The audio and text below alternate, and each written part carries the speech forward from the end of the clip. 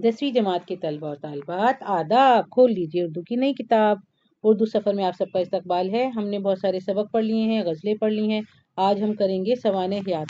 आपके पेपर में जो आप लोगों ने सबक पढ़े उनके जो अदीब हैं उनके बारे में पूछा जाए। जैसे ये लिखा हुआ है कि इस सवाल के तहत दरसी किताब के अदीबों में से किसी एक के हालात ज़िंदगी और उनके अदबी कारनामों की बाबत यानी उनके मुतालिक दरियाफ़्त किया जाएगा यानी पूछा जाएगा। सवाल नंबर 5, मंदरजा झैल अदीबों में से किसी एक के हालात ज़िंदगी बयान कीजिए और उनके अदबी कारनामों पर रोशनी डालिए।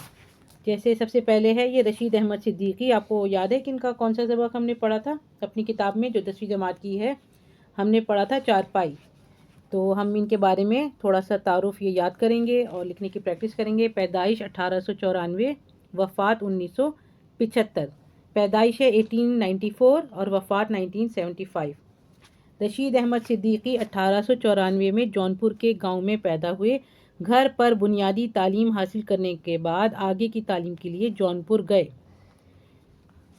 बोर्डिंग स्कूल में भी तालीम हासिल की। आला तालीम हासिल करने की गर्ज से अलीगढ़ गए जहां से एमए किया और फिर मुलाजिम हो गए। उन्होंने उर्दू अदब के मैदान में इस कदर तरक्की की कि अलीगढ़ यूनिवर्सिटी के शोबे उर्दू के सदर मुदर्रिस की जिम्मेदारी उन पर डाल दी गई, जिसको उन्होंने बअहसन खूबी निभाया यानी बहुत अच्छे तरीके से निभाया।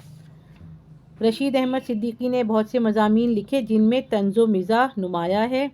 उनके यहाँ तनकीद की भी अच्छी मिसालें मिलती हैं। इनके मज़ाहिया मज़ामीन भी काबिल कदर हैं और उर्दू अदब के सरमाए में बेशबहा इजाफ़ा हैं। उनके मज़ामीन में ना सिर्फ हंसी बल्कि इबरत भी पोशीदा है, मतलब कोई सबक भी मिलता है जो छुपा हुआ होता है। जब हम उनकी तहरीर पढ़ते हैं तब हमें पता चलता है। लिहाजा ये कहना जायज़ है कि उर्दू मज़ा निगारी की तारीख़ में रशीद अहमद सिद्दीकी एक अहम शख्सियत के मालिक हैं।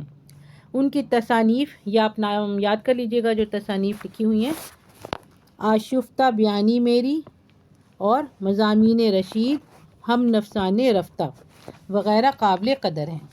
ये हो गया इनका हालात ज़िंदगी। अब हम अगले अदीब का आपको बताएंगे अगले वीडियो में। छोटा सा काम है, जल्दी से आप ये होमवर्क में कर लीजिए और दूसरा वीडियो देखने के लिए तैयार रहिए।